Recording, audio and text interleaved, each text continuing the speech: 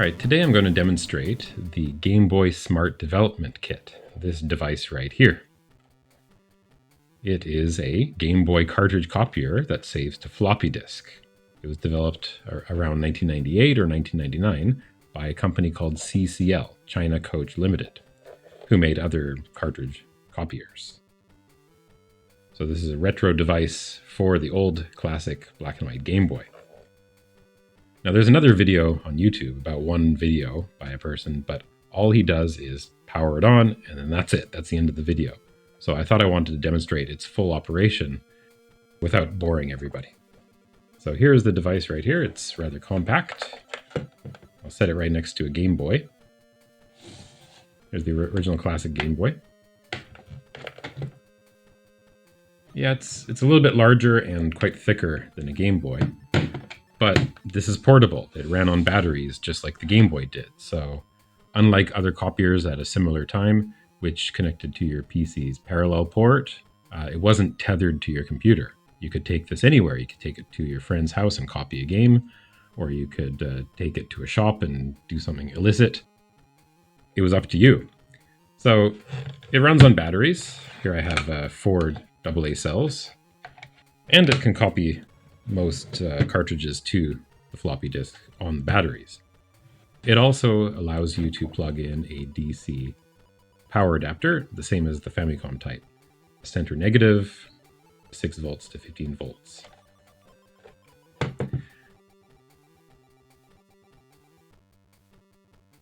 One limitation of running this on batteries is that it flashes the games to this flash cartridge, a smart card, which it calls it.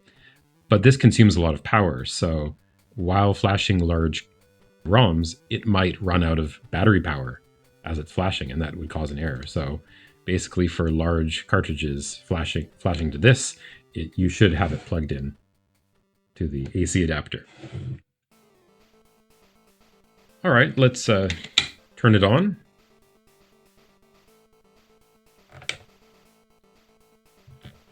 An LED array lights up. Unfortunately, the only thing it has for a display is this row of LED bars. The red leftmost LED is always on.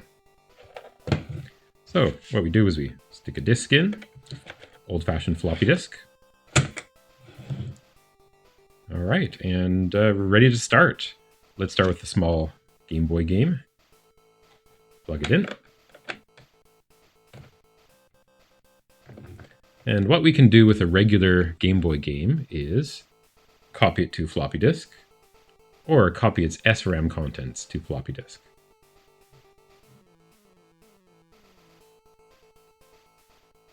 So let's copy this game to the floppy disk.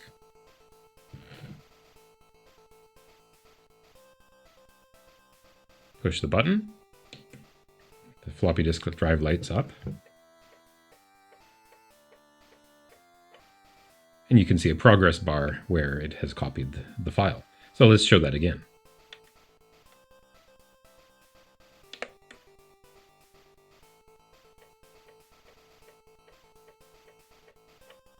No problem. Okay, so you can eject the card.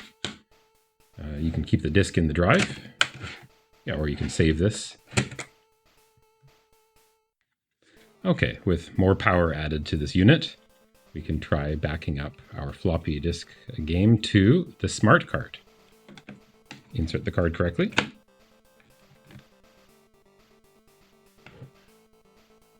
Hopefully that should be in right. Hit disk to card, second button, and it should light up the progress bar.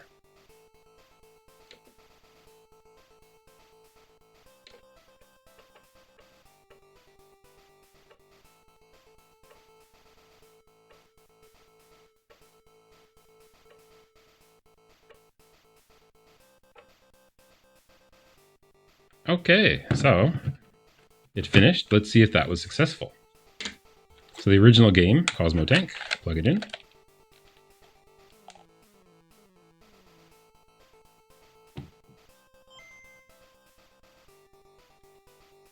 Okay, and now the copied flash cartridge. Stick it in. There it's in like that. I guess this Rumble Pack works for the games like Pokemon Pinball or whichever that uses the Rumble Pack, but I don't have any of those games. At any rate, turn this on.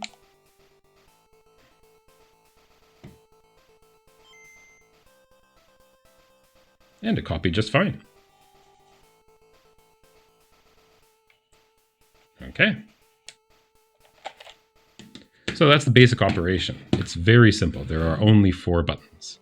You copy your ROM to the floppy disk with this button, card to disk. You copy the floppy disk to a smart cartridge using the yellow button, disk to card. And then SRAM you can do to any cartridge. You can back up your SRAM save from one game to the floppy disk, and then you can back it up back from the floppy disk back to your original cartridge or to the smart cartridge. So we can try that right now. Here's another game. Plug it in. Okay. And well, let's try backing up both the card and the SRAM. This might take a little bit longer. So with that ready, let's see if we can get the floppy disk LED in there as well. Press card to disk.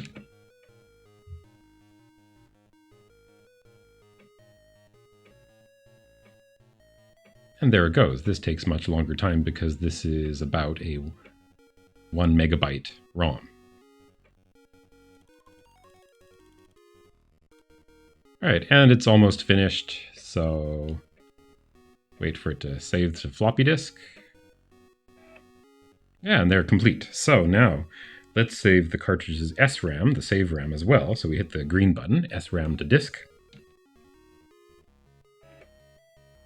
And that backs it up very quickly. Okay, so now let's try saving our Zelda game to this smart cartridge. So plug it in.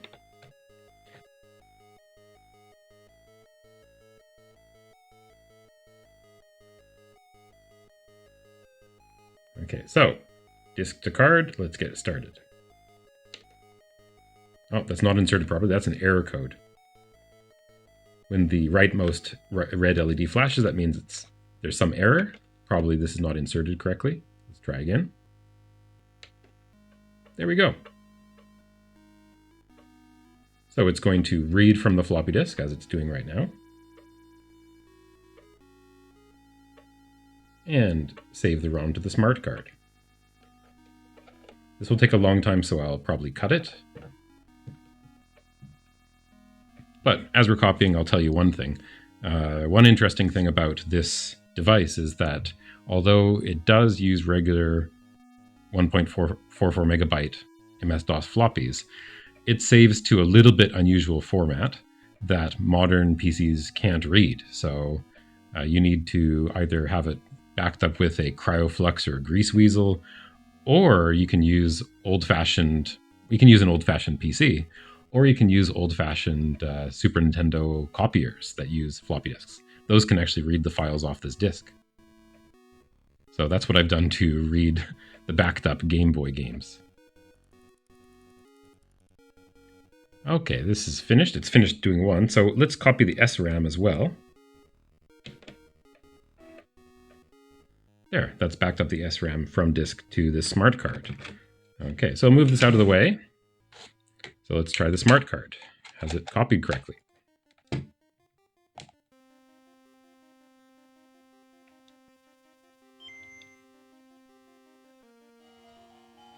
There we go. So the smart card can emulate MBC1, MBC5 games, no problem, and it can also copy over the save data. So that's quite handy. Of course, modern EverDrives are a lot more compact and can do a lot more things, such as save states and whatnot. But for the late 90s, this was pretty awesome, I'd say. You don't have to stay connected to your PC to copy Game Boy ROMs. You could save it to a floppy disk, hand the disk to your friends, or whatever, upload it to a BBS as the packaging says on this thing. By the way, you can also format a standard floppy disk on your computer and load a regular Game Boy ROM off that. And that'll load properly onto this device as well.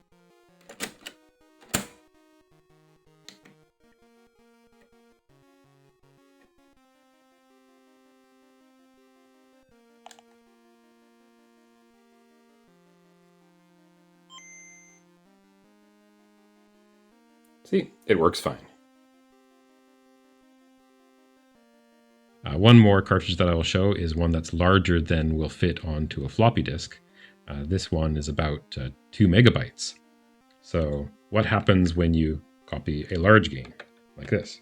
So plug it in. All right. Again, hit card to disk, and this will take a long time, so I'll probably skip a bit. There we go.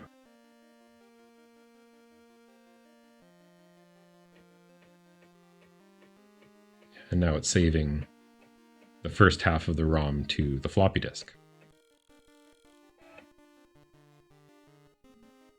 Okay, now it is telling you, please eject the disk, because it needs to write the second half. So presumably you would eject this disk and get another one, because this disk, this ROM will fit on 2 disks, not only one. And so, yeah, this progress bar flashes slowly first, and now it's flashing quickly. So when you put in a new disk, let's say this one, it will continue.